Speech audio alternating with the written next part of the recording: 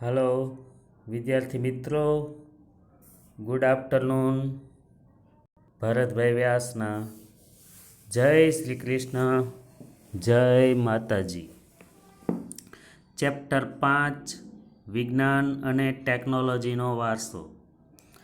આ લેસન એકદમ સહેલો પાઠ, 4 ગુણનો પ્રશ્ન આમાંથી કવર થાય છે. વિજ્ઞાન અને ટેકનોલોજી. વિજ્ઞાન એટલે વ્યવસ્થિત જ્ઞાન,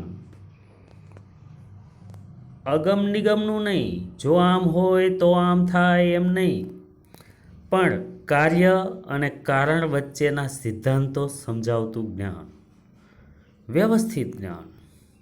અને ટેકનોલોજી એટલે જે સાધનમાં, જે ચીજ વસ્તુમાં વિજ્ઞાનના સિદ્ધાંતનો ઉપયોગ થયો હોય એ વસ્તુ ટેકનોલોજી કહેવાય. દાખલા તરીકે પંખો, તો એ ટેકનોલોજી છે. કેમ? તો કે એમાં વિજ્ઞાનનો સિદ્ધાંત કામ કરે છે, એ ટેકનોલોજી ગણાય.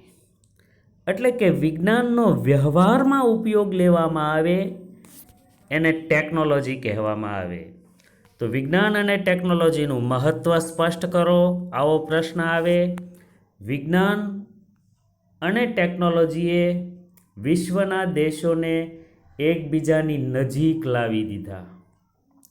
આજે એક ગામથી બીજા ગામ જવું હોય તો પહેલાં ચાલીને જવું પડતું, એને બદલે વિજ્ઞાન અને ટેકનોલોજીએ વાહનો આપ્યા.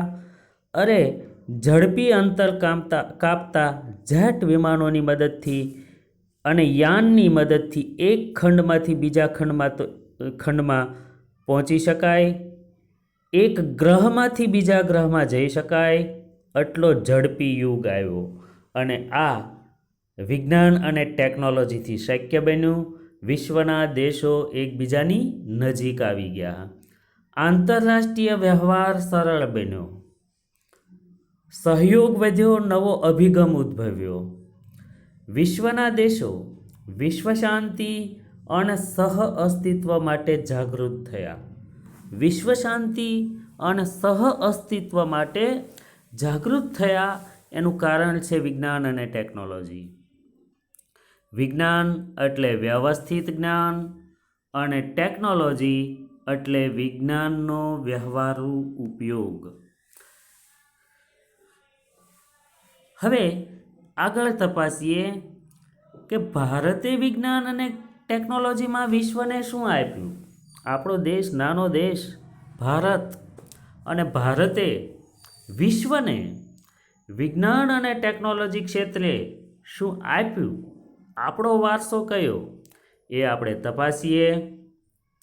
તો અત્યાર સુધી એવું કહેવામાં આવતું કે ભારત માત્ર ધાર્મિક મનોવૃત્તિવાળો દેશ, એનો આધ્યાત્મિક દ્રષ્ટિબિંદુ, વિચારધારા આપણી આધ્યાત્મિક.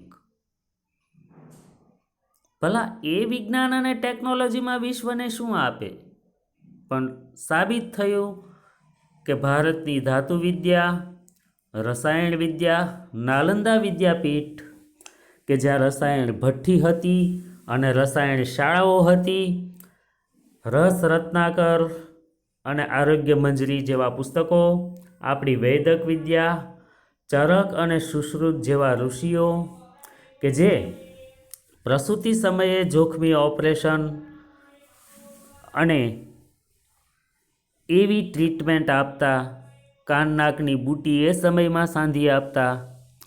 આવી વૈદક વિદ્યા અને શૈલ ચિકિત્સા આપણે ત્યાં હતી.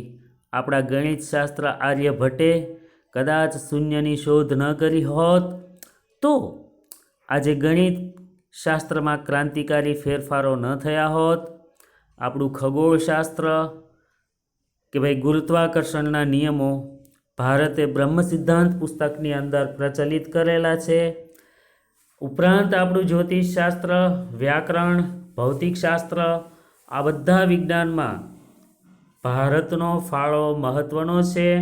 આજે વિશ્વના દેશો જે કંઈ શોધ કરે છે એ શોધ પાછળ ભારતના સિદ્ધાંતો એ ઉપયોગી નીવડે છે.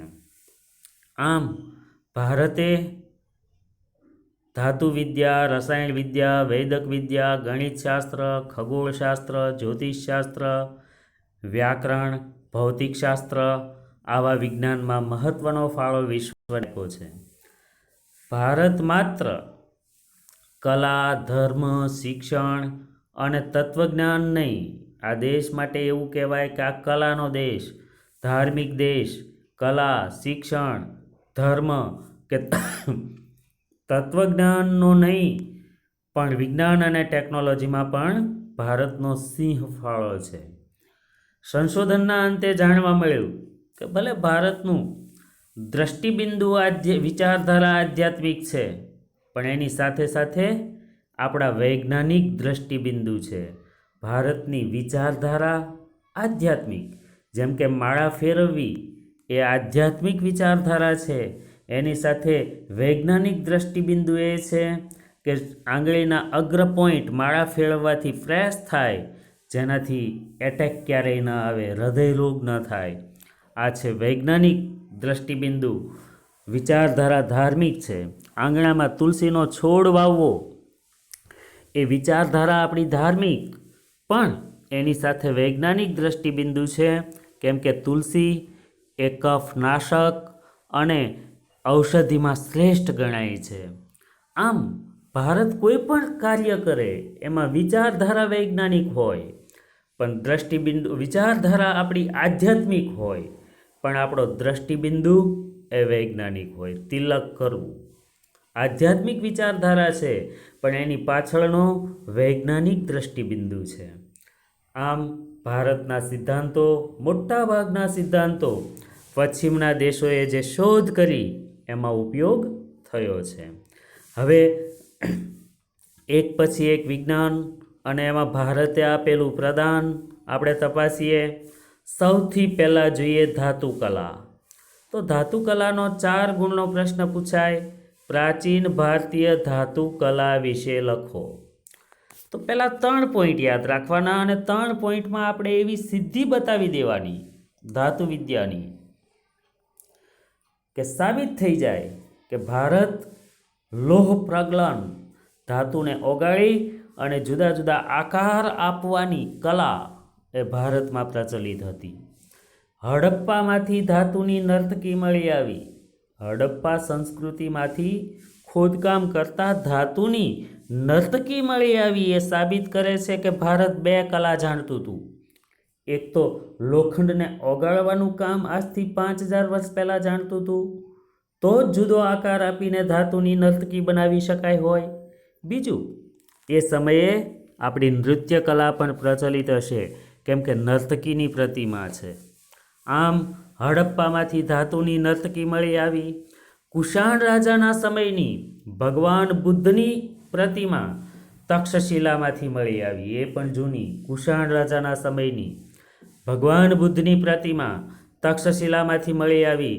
ઉપરાંત આપણે વાત કરીએ તો આજે મદ્રાસના સંગ્રહાલયમાં 2 ધાતુ શિલ્પ છે.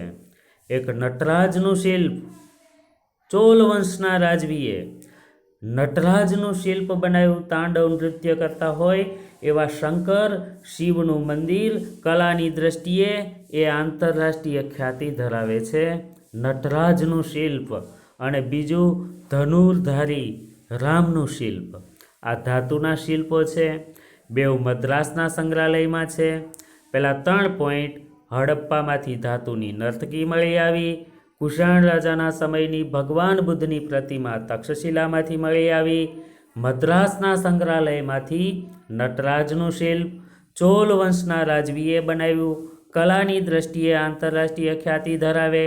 આ ઉપરાંત ધનુર્ધારી રામનું શિલ્પ, ઉપરાંત પશુ પક્ષી, કલાત્મક દેવી, સોપારી કાપવાની સૂડી એ ધાતુ વિદ્યામાં મહત્ત્વનું સ્થાન ધરાવે છે.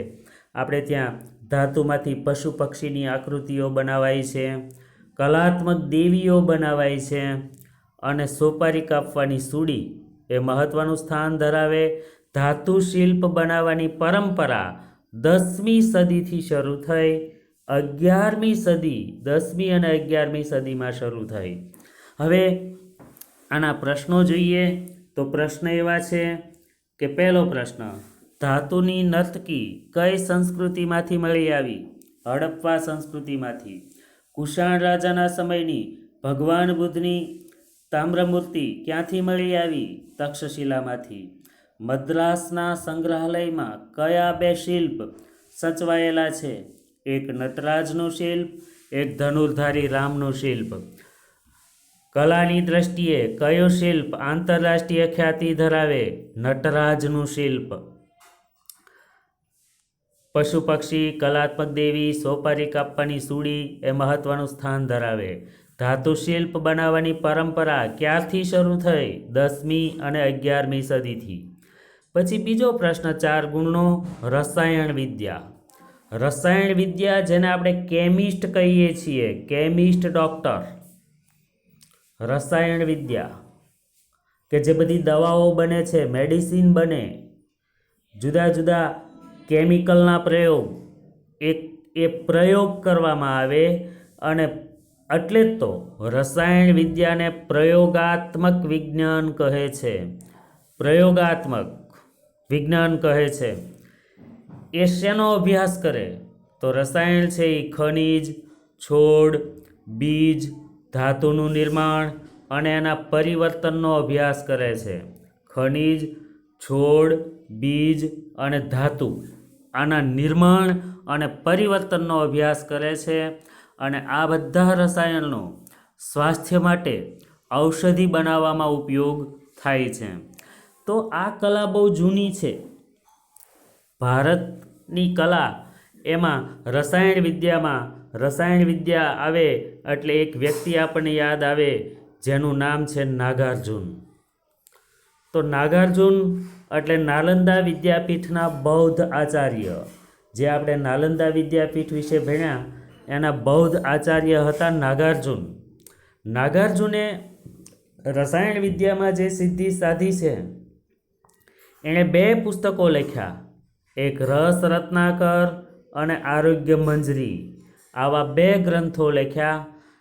નાગાર્જુન રસાયણ વિદ્યાની વાત કરીએ તો એ સમયમાં આપણે વનસ્પતિ ઔષધના રસાયણ વિદ્યામાં નાગાર્જુને જે 3 ભલામણો કરી, નાગાર્જુનનું રસાયણ વિદ્યામાં પ્રદાન તપાસીએ તો એણે 3 ભલામણો એવી કરી. એક તો એ નાલંદા વિદ્યાપીઠના જ બૌદ્ધ આચાર્ય હતા.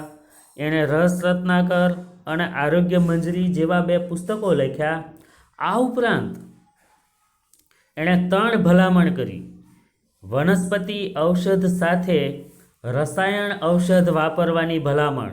વનસ્પતિ ઔષધની સાથે રસાયણ ઔષધ વાપરવાની ભલામણ બૌદ્ધ આચાર્ય નાગાર્જુને કરી.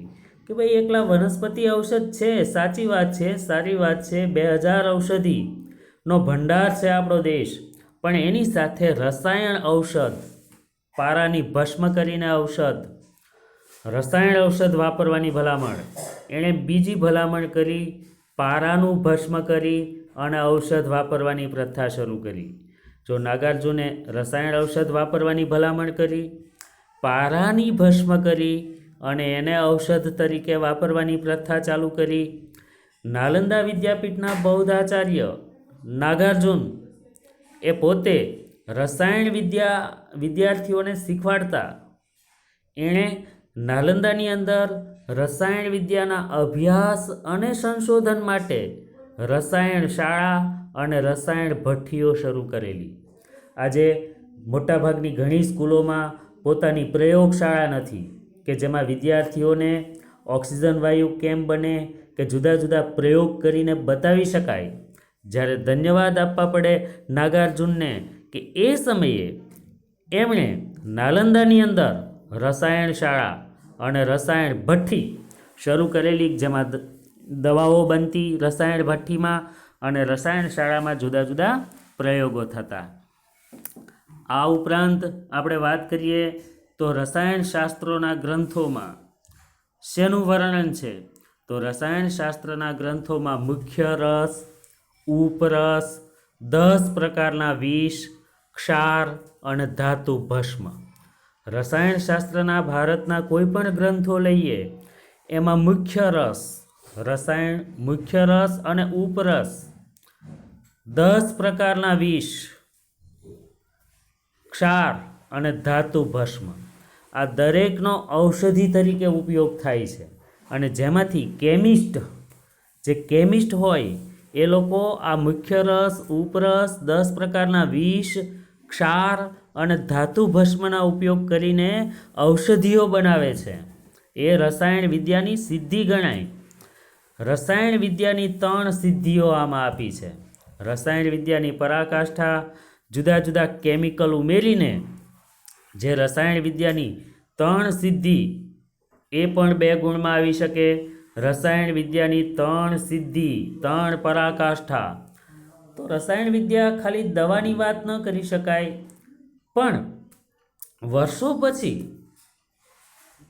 જે આપણે ત્યાં ધાતુના શિલ્પો બનાવેલા છે એવું કહેવાય છે કે લોખંડની કોઈ પણ ધાતુ હોય એ ઓક્સિજન સાથે સંયોજાય એટલે કાંટ લાગે.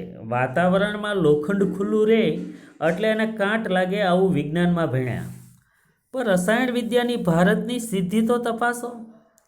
એણે એવા કેમિકલો ધાતુ શિલ્પ બનાવતી વખતે ઉમેરેલા છે કે વર્ષોથી આપણા ધાતુ શિલ્પ ભારતમાં છે, છતાંય આજે એવા ને એવા ચમકે છે અને કાંટ નથી લાગ્યો. એવી 3 સિદ્ધિ છે આપણી પાસે રસાયણ વિદ્યાની. સાબિતી છે. એક તો બિહારમાં ભાગલપુર જિલ્લો અને ભાગલપુર જિલ્લાના સુલતાનગંજમાંથી ભગવાન બુદ્ધની તામ્રમૂર્તિ, બિહારમાં ભાગલપુર જિલ્લો અને એનું સુલતાનગંજ ગામ, ત્યાંથી જે તામ્રમૂર્તિઓ મળી આવી છે 7.5 ફૂટ ઊંચી અને 1 ટન વજન ધરાવતી છે. બિહારના ભાગલપુર જિલ્લાનું સુલતાનગંજ અને ત્યાંથી જે તામ્રમૂર્તિ 7.5 ફૂટ ઊંચી, 1 ટન વજન, આ છે રસાયણ વિદ્યાની સિદ્ધિ. બીજું, નાલંદામાં જ 18 ફૂટ ઊંચી ભગવાન બુદ્ધની મૂર્તિ, નાલંદાની અંદર.